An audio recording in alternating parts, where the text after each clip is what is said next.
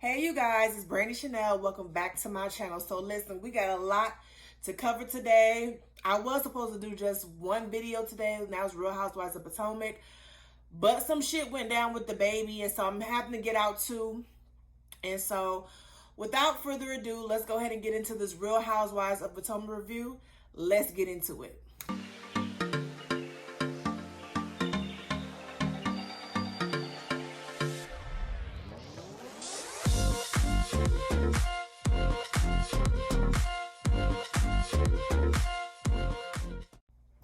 Okay, you guys, let's go ahead and get into this Real Housewives of Potomac season 6, episode 3 review. Okay, so we start the episode off with Robin in the bed. To me, Robin is depressed, and I don't understand why Juan, who was already up, had to call her to get the kids up. Nigga, ain't you already up? Why don't you go get the goddamn kids up? I don't understand that.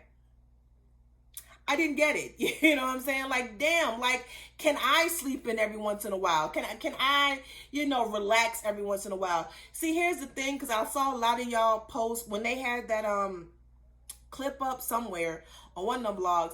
Y'all was commenting saying she was lazy and this, that, and the third. I think y'all, because y'all don't like Robin and y'all think Juan is so fine, that y'all will never fault him for anything. And in this situation, I'm sorry, I'm siding with Robin. I don't have to like Robin to see it from her perspective, okay? To at least be fair and honest. Y'all always want to bring up the fact that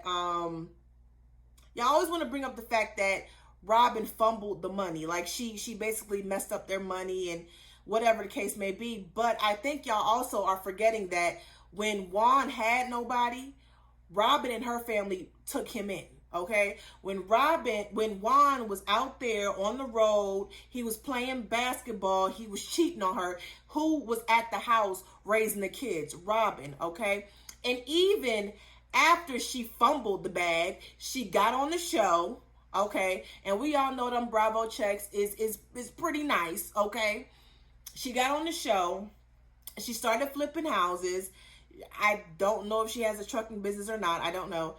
And then she got her little embezzled? No, that ain't it. Bedazzled? I don't know. The hat business she got. The hat business that she got, she's doing very well with that. So I feel like she's more than made up for the money that they lost. And even after that, the money that they lost, the whole situation, he still proposed to her and he's still with her. So I don't know why we still bringing this up. She's obviously depressed, and he needs to, instead of being so selfish, he needs to figure out, well, why are you, in bed and this, that, and the third. And I think she told him that. She told him that she's depressed. So I don't understand why he's not taking it more seriously and being more concerned instead of worrying about her being attractive. Depression is not attractive. I'm just letting you know. Moving on. We are meeting up with Ashley and Giselle. So they meet up. They talk about Michael. So Giselle is worried about Michael, being able to stay faithful during his pregnancy because, of course, they're not having sex like that. So she's worried about him staying faithful. Okay. Listen. Ashley is always going to make up these BS excuses for Michael. They're always going to be better than ever. So at this point, I don't want to hear shit else about Michael. If he cheat again, I don't care. You have a plan in place, Ashley. So whatever plan you have in place, keep to it. Okay, I really don't care about Michael or Ashley for that matter. They talk about Mia. So Ashley informs Giselle about the comment Mia made about her only being pre-faced. And as much as y'all don't like Wendy, and I'm going to get into Wendy later on in the review, I agree that Mia is a flip-flopper. She be fucking lying. I mean, I think that's what it is. She's not even a flip-flopper. She's a liar. She lied too damn much. She can't get none of her answers together. When they ask her a question, she fumbling. She don't always tell the truth. It's kind of like Karen. I think that's why her and Karen get along so well, because they always lying and shit. It's funny because y'all love the liars on this show, and I don't know what it is about Real Housewives of Potomac or Atlanta. Y'all, the liars are your faves. I don't get that. Like, Karen be lying, Monique was lying, Portia be lying, and them are y'all faves. But the people who call them out on their BS, those the ones y'all hate. I'm like, whatever, child. I guess, honey. Robin and Kasala, I cannot pronounce her name, but she's a beautiful woman. She's a gorgeous woman. I love her skin complexion. I love her features, her long hair. She was beautiful. I think she's from Ethiopia. She's Ethiopian. She's from Ethiopia. That's what I meant to say. But she's a gorgeous woman. They're with Wendy, catching up on orders for Robin. And Wendy tells Robin that she's wanting to do a home essentials line, okay?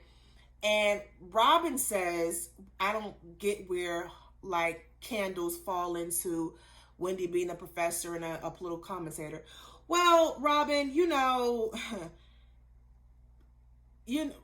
renovating houses or flipping houses don't go with your hat business. Embezzled, is that what it was? I don't know what it was, but that don't go together, and yet you have it. It's called having multiple streams of income, ma'am. I don't understand what's wrong with, having some businesses on the side along with your main job. I mean, multiple streams of income. So I am not mad at Wendy for having something to call her own, okay? And maybe if she blows up with the home essentials line, she can truly quit being a political commentator or quit a professor, whatever she want to quit doing, and do that full time. And plus, she's on this platform. If you don't do something and take advantage of being on this platform, then you just dumb. You gonna end up like Nene Leakes. Just saying. So we go back to Mia and her husband. Mia tells her husband that she's invited to the paper party, and she talks about Wendy and Eddie, and she feels like Wendy has Eddie on a leash. No, Eddie just respects his wife. He treats his wife right. He respects and loves his wife. That's what a husband is supposed to fucking do. See, y'all so used to these ain't shit husbands on this show who just come on the show. Everybody know them, okay? And then they get out here, they get a little bit of fame, a little bit of notoriety off their wives' back. And so they go to see a little side chick, and they messing with the side chick and start cheating on their wives. That y'all are so accustomed to that. Y'all don't know what a good husband looks like. And Eddie is a good husband so far. He's a good husband so far, okay? We don't know what he got coming up next. We hope he stay that way, but so far, Eddie has been unproblematic. He's been unproblematic. So no, she don't have him on a leash. He respects and loves his wife. That's the mother of his children. She's smart. She's beautiful.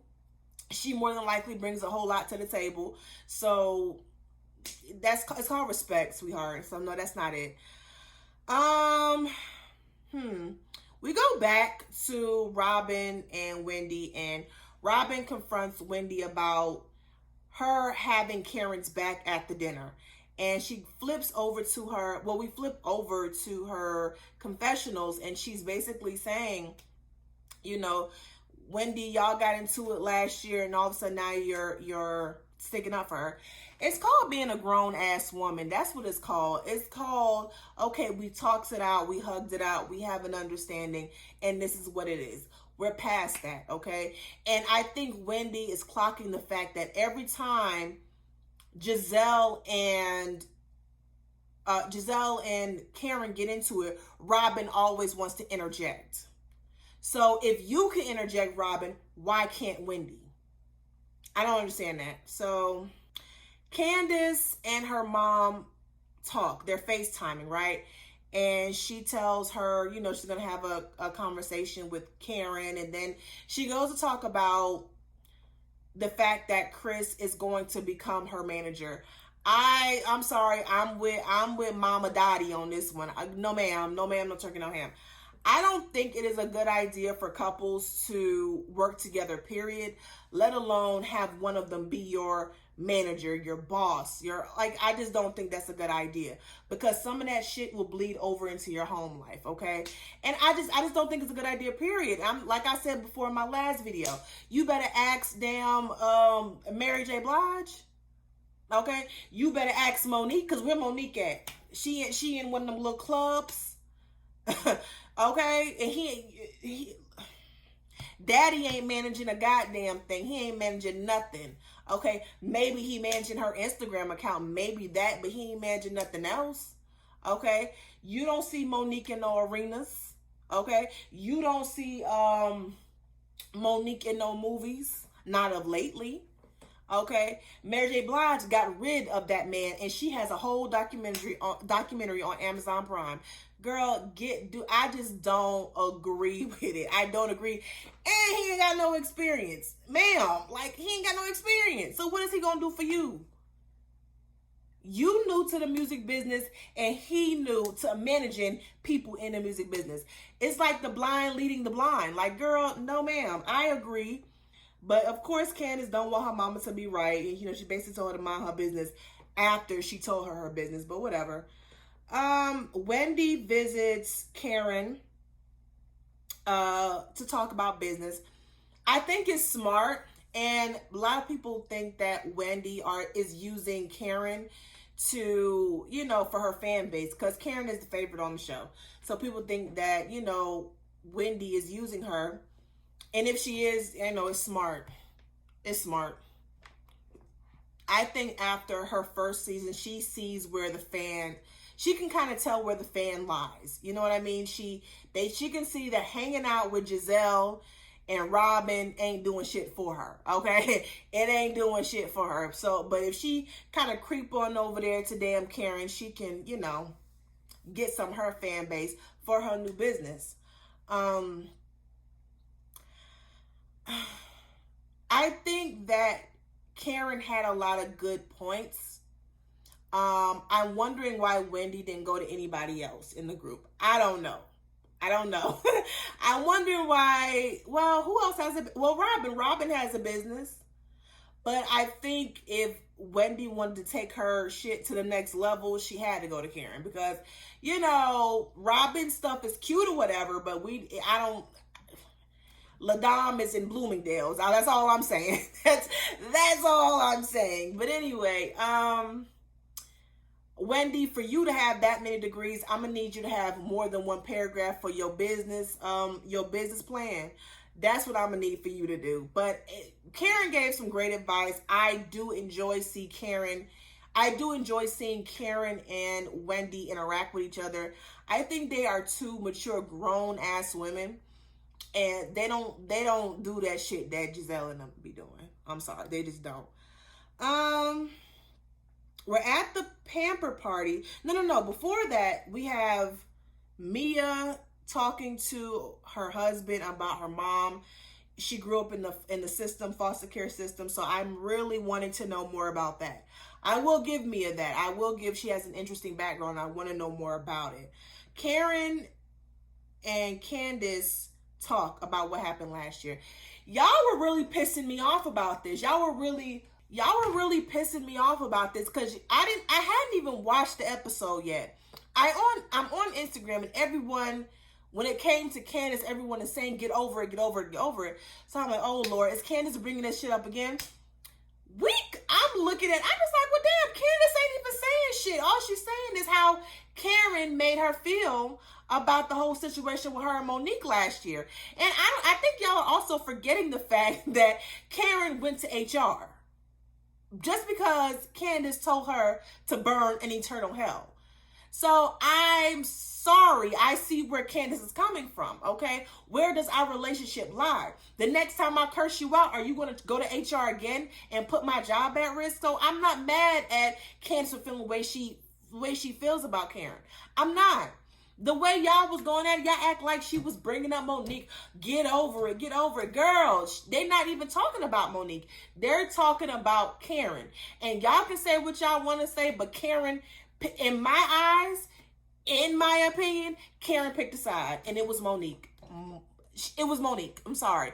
Y'all can say what y'all want to say, whatever, but that girl, Karen picked Monique over Candace. I don't give a fuck what y'all say. So now, we're at the pamper party. Candace tells Giselle about our conversation with Karen. Of course, Giselle ain't here for it because she don't fuck with Karen. Candace says she's gonna keep it real cute. I don't blame her. And that's that on that. I thought it was real cute that Giselle presented the ladies and they had them like guess the belly of the ladies who were pregnant at one point. I thought that was really cute. I actually enjoyed that. Karen brings up Wendy and Mia's argument, and yo, I don't know. This is where I'm gonna have to. I'm always gonna be team Wendy, okay? Always. But this is where I gotta be like, okay, Wendy, what was going on? Like, I don't know if it was the editing or you was just like, when I see Mia, this is what I'm gonna say.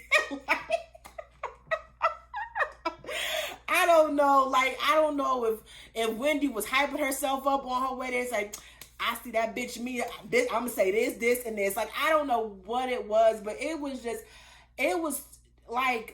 very theatrical. I will say that. Like, I was with her up until she said, TikTok Mia. Or, I don't know. It was like, Mia.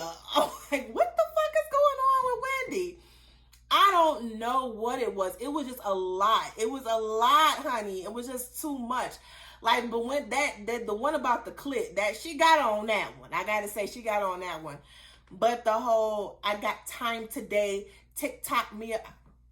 Oh shit. Yeah, I got time today, TikTok Mia. Like, that was like, what is going on here? And Mia she didn't know what to do. So she just got up and fucking left. Like, I was like, because you can't really do anything after that. Like, what do you do after that? What? Like, girl, you team too much right now. I'm getting up and I'm leaving. So she tells Karen and Ashley what happened, and Candace and Wendy have a conversation. Candace like, well, I don't want you to let Mia get under your skin. And, Wendy with this whole Zen Wen. I was like, it's not, Wendy, girl, I love you, but I don't know if those is landing right now. Like, your reads are not landing. The Zen Wen is not landing, sweetheart. I'm going to need you to go back to the drawing board and then come back. Because it was not good. So it was like, it was a mess. It was a mess. At some point, they're all sitting down. I forgot, somebody invites someone somewhere, and I cannot remember, but Ascala, she was like, well, I heard that you drink a lot. And, Karen was like, well, no, I have fun or whatever. So Ascala is with the shit. She's with the messy shit. So I want to see more of her. What else happened, you guys? Let me look at my notes here. What else happened? What else happened, y'all? Oh, Mia reveals that she may have been an escort or a stripper. I'm not sure which one. It sounds like, okay, she was doing something strange for a little piece of change. And then, her husband met her and he did a Greg Leaks. So they're like the Greg and Nene Leaks, because the word on the street is Greg took Nene off the pole and brought her up in life, and I think that's what really happened with them. Listen, Mia be lying, okay? At first she said she was a bartender. Then she said she's a stripper, but a lot of men didn't want her, they wanted her company or something. She said she sounded ridiculous, but that was basically the episode, you guys. Let me know how y'all felt about this week's episode of Real Housewives of Potomac. Please like, share, comment, and subscribe to my channel, and you all have a good evening.